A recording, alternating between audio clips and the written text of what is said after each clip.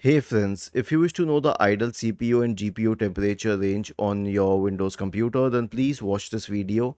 I will guide you through it. So the CPU range is when it's idle, it's 30 to 65 degree. On moderate load, or like when you're using it, it's 60 to 80 degrees Celsius, and on a heavy load, it's up to 85 degrees Celsius.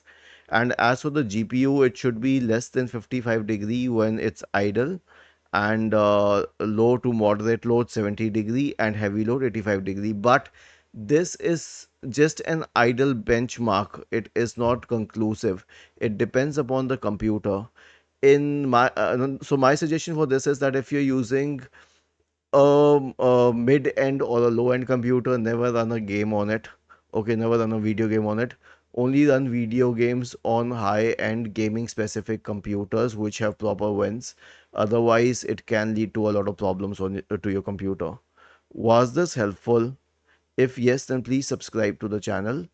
If not, then let us know in the comment section of the video on how we could help you further.